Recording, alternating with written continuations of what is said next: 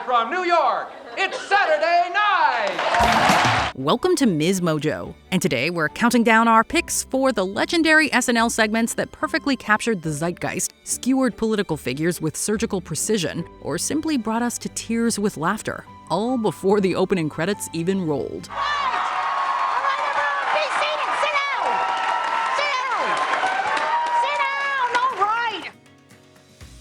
Number 10, Volodymyr Zelenskyy versus Donald Trump and Elon Musk. And we're very handsome, okay? Our ties are matching, and they're growing, frankly, by the minute. We don't even have to dust in here anymore. The ties sweep away the dust. And yet you don't compliment the ties. You don't say thank you. You don't tell us how hot we look, okay? You don't say, if I was gay, I'd be all over you too. Kicking off our list is a more recent gem that showcased SNL's continued knack for timely political satire. Airing in March 2025, this cold open tackled the then-recent real-life meeting between Donald Trump and Ukrainian President Volodymyr Zelenskyy. James Austin Johnson's pitch-perfect Donald Trump, styling himself as the president and CEO of Gaza Hotel and Casino, immediately began chastising Mikey Day's Zelenskyy. The hypocrisy was then amplified by the surprise return of SNL alum Mike Myers, who appeared as Elon Musk. We love your outfit, very official and respectful. And I love when he gets that chainsaw right next to my head. Thanks. Donald, what are you doing in my office? You know I'm the president now, right? I'm kidding. Okay, maybe not. The sketch brilliantly mirrored reports of Trump and Vance parroting Russian talking points and chastising Zelenskyy, turning a serious diplomatic incident into a biting, unforgettable satire of privilege, bluster, and absurdity. Legalize comedy! Legalize comedy! Come on! Legalize it! I'm so comfortable with all of that. I really enjoy everything you're doing with Doge, Elon. Well, they're saying I'm firing people with no cause. But I do have cause. It's cause I feel like it. Number 9, The Rock Obama. Now, don't be alarmed. The Rock Obama, much like Barack Obama, only larger and more violent. Now, where were we? You, Orange Man. Imagine the calm, cool, and collected Barack Obama, but with an inner beast that just can't take it anymore. That's exactly what we got with the Rock Obama cold open from 2015. Following his inauguration, the nation's 44th president, portrayed by Jay Pharoah, seemed unflappable, but deep down, frustrations were brewing. You like Israel? Yes! Oh, maybe you should go visit Israel.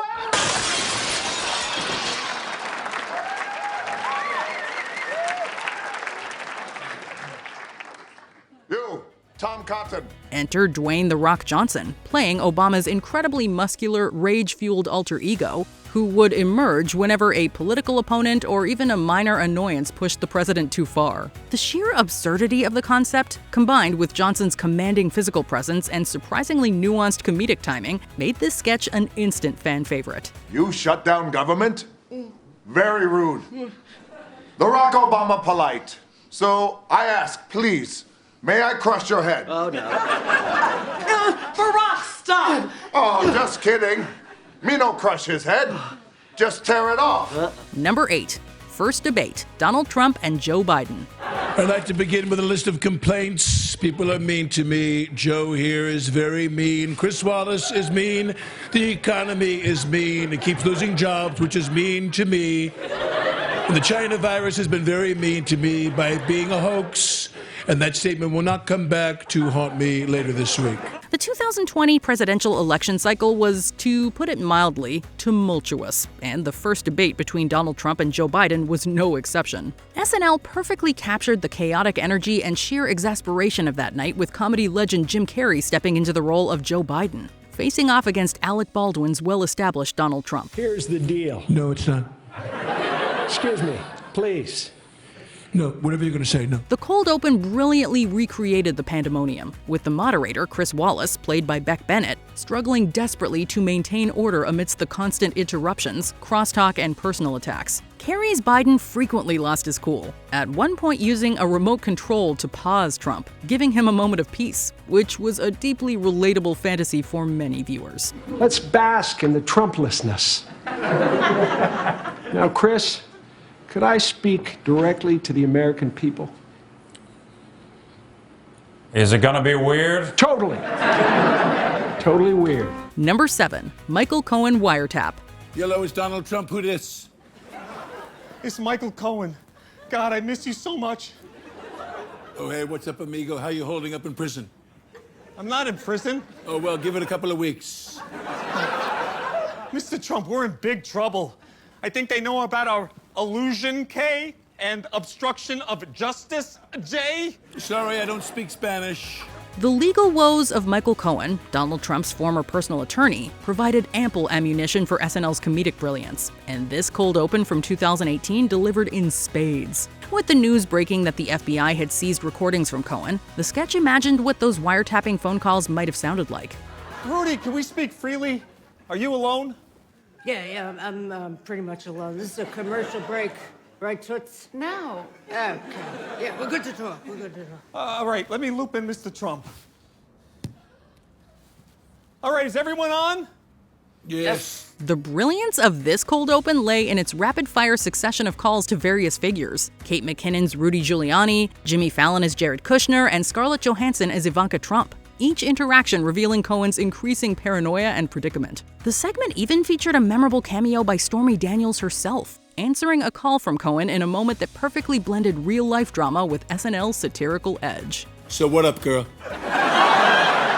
Hello, Donald. Come on, Stormy, stop making such a big deal about this. Everyone knows it's just an act. I work in adult films. We're not really known for our acting. Just tell me, what do you need for this to all go away? A resignation? Number 6. The Kavanaugh hearing. What? Judge Kavanaugh, are you ready to begin? Oh, hell yeah. Let me tell you this. I'm gonna start at an 11. I'm gonna take it to about a 15 real quick.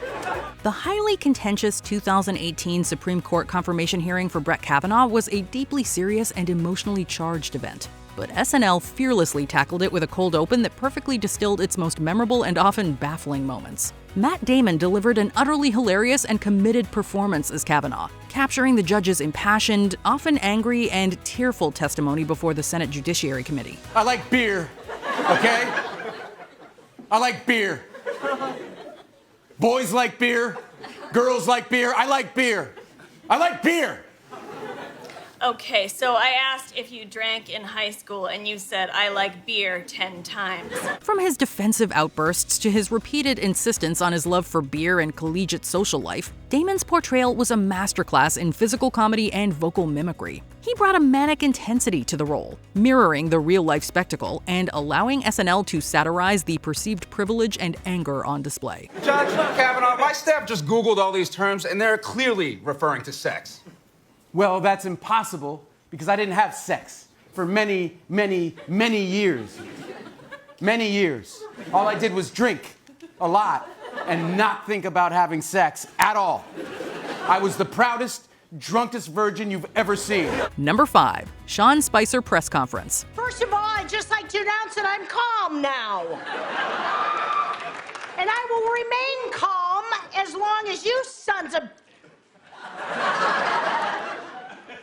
I'm not going to do that, because that's the old Spicy, and this is the new Spicy. When Melissa McCarthy burst onto the scene as Donald Trump's then press secretary Sean Spicer, it was an undeniable phenomenon. This particular cold open, a recreation of one of Spicer's infamously combative press conferences, transformed what could have been a simple impression into a tour de force of physical comedy and explosive energy.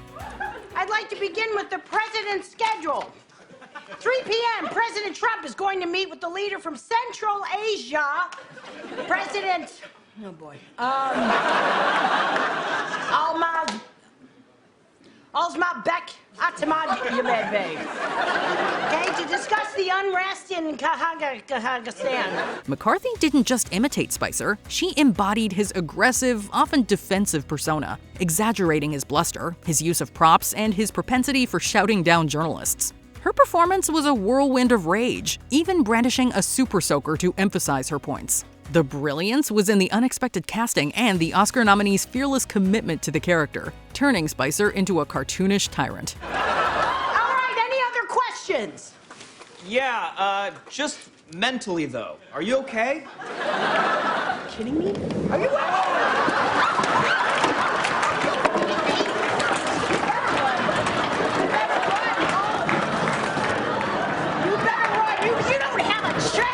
Number 4. Ford on the phone. My fellow Americans, I have called upon the networks tonight to make two pressing issues clear to the American public.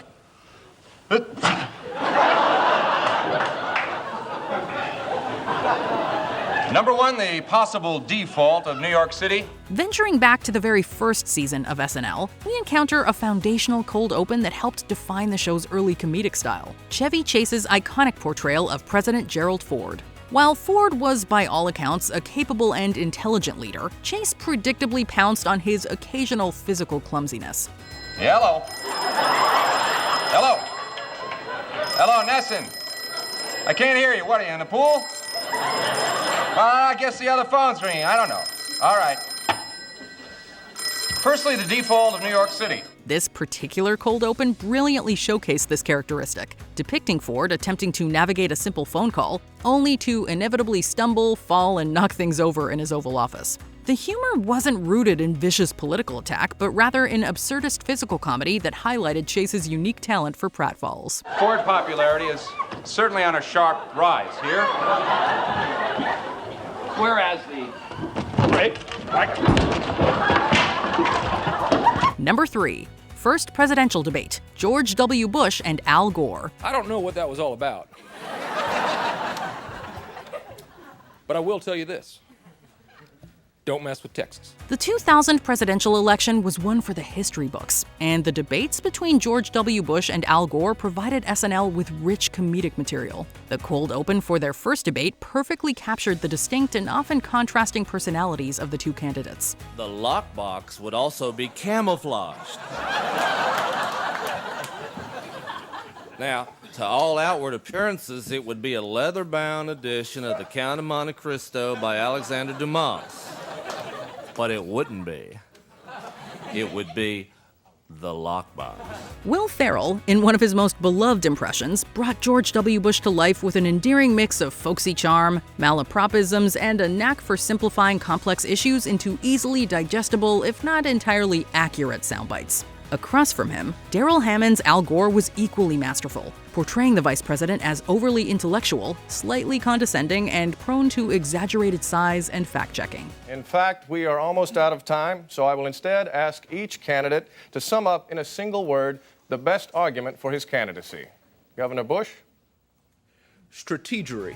Number 2, Sarah Palin and Hillary Clinton address the nation. I was so excited when I was told Senator Clinton and I would be addressing you tonight. And I was told I would be addressing you alone. It's almost impossible to discuss iconic SNL cold opens without mentioning the unparalleled comedic chemistry between Tina Fey and Amy Poehler, especially in their roles as Sarah Palin and Hillary Clinton, respectively. Tina Fey's portrayal of vice presidential candidate Sarah Palin was so uncannily accurate that it launched 1,000 memes and became an integral part of the election's cultural narrative. I believe global warming is caused by man. And I believe it's just God hugging us closer. I don't agree with the Bush doctrine. I don't know what Amy Poehler, meanwhile, played a weary, exasperated Hillary Clinton, still reeling from her primary loss, standing stoically beside Palin, then the governor of Alaska. It was a defining moment for both actresses and SNL, demonstrating the show's power to influence and reflect the national conversation with razor-sharp wit and undeniable star power. It reminds me of a joke we tell in Alaska. Oh boy. What's the difference Lipstick. between a hockey mom Lipstick. and a pit bull? Lipstick. Lipstick. There you go. Before we continue, be sure to subscribe to our channel and ring the bell to get notified about our latest videos. You have the option to be notified for occasional videos or all of them. If you're on your phone, make sure you go into your settings and switch on notifications. Number 1. Steve Martin turns the cold open into a musical. So you remember when Bill Murray came when you were the medieval barber, and he came with his legs all broken from being dragged by the ox cart after having too much mead? Yeah, what about it? Oh, that was awesome. That was a long time ago. This particular segment broke from tradition, eschewing political commentary for a full-fledged musical spectacle. The scene opens backstage, where host Steve Martin appears rather indifferent to the upcoming show, idly flipping through a magazine, to the concern of cast members Chris Farley and Victoria Jackson. A pivotal moment arrives when Farley asks Martin to autograph a piece of classic SNL memorabilia. This is back when the show meant something. Back when I used to care. Mr. Martin? Steve? Something's out there. Martin passionately sings about his rediscovered commitment to delivering an exceptional performance, embarking on a captivating journey that winds from backstage through the studio audience and ultimately onto the main stage. This unexpected and uplifting musical cold open was a testament to the magic of SNL, offering a genuinely funny and heartfelt ode to showmanship. Now it's inside. Now it's inside. Live from New York. Line. It's Saturday night.